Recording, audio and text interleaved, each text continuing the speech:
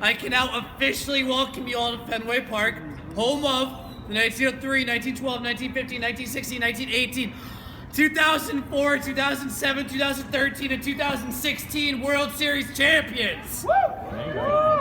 That usually gets a round of applause, I'm just saying. 16. Thank you. All right, so, now, as I'm sure all of you knew, we are the oldest ballpark in America, 104 years old. Opening day here was April 20th, 1912. However, no one cared about us that day. We're back page news because something pretty historic happened 5 days prior. You know what I'm talking about? The Titanic sank, exactly. Yeah. James Cameron almost ruined opening day. It's fine.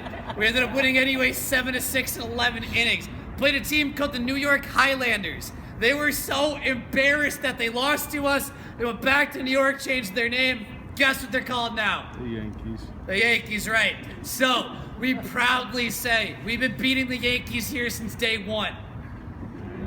Yeah, the middle years aren't important. No, we were actually baseball's first ever dynasty. We won 5 out of the first 15 World Series ever played, and we won so much and so often that we decided to take 86 years off, let everyone else catch up. What we tell people. But obviously what really happened was we led to 3 of those World Series by this really great left-handed pitcher named George Herman Ruth, better known as Babe Ruth, the great Bambino, the Sultan of Swat, the Colossus of Clout. Those are the same guy. And he's a really good pitcher, but he found out he was also okay at hitting. He was decent or whatever. Put in perspective for you. His last season with the Red Sox, 1919, mind you, it's the dead ball era, so home runs not as popular. The team as a whole hit 33 home runs. Babe Ruth hit 29 of them. So he's pretty good. And he knows it. He goes to our owner, Harry Frazee, who is the only man in Boston who did not like Babe Ruth because Babe Ruth was a party animal. This guy knows what I'm talking about. We'll run across the street during the game. So his off-field action is a bit of an issue. But on top of that, he says, look, I'm the best baseball player. Everyone knows it. I'm making $10,000 a year. I want 20. Don't ask your boss that. So he says, I'm just going to sell you. And so he sells Babe Ruth to the Yankees for $125,000, which back then was absolutely unheard of. And today, most baseball players make that much at the end of this sentence. It's fine. You lose one player, not a huge deal. Doesn't stop there. Frazee goes on and sells 13 other players from a World Series team. 8 of which, including the Babe, go to the Yankees, and the rest are scattered throughout the league. So the next decade, we do not do so well. Finished last place 7 out of 10 years. Ballpark is falling apart. Team is terrible. Baseball's almost dead here.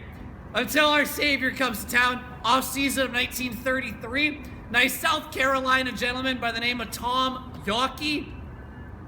You came in on Yawkey way, right? Yeah. So remember that.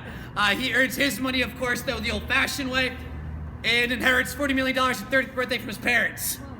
As we all should. So, As we should. As a birthday present to himself, he buys Red Sox and Fenway Park, $1.2 million. Again, unheard of, because what's going on in America in the 1930s? The Depression, right. And he doesn't even stop there. Throws another $1.5 million into renovating this place. So a lot of what you see is not from 1912, but for this 1934 renovation. 2 big things. First of which are these wicked awesome seats you're sitting in right now.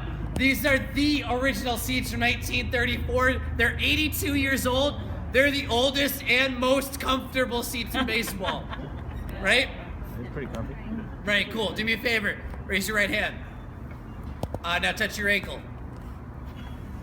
You found your cup holders. Good job.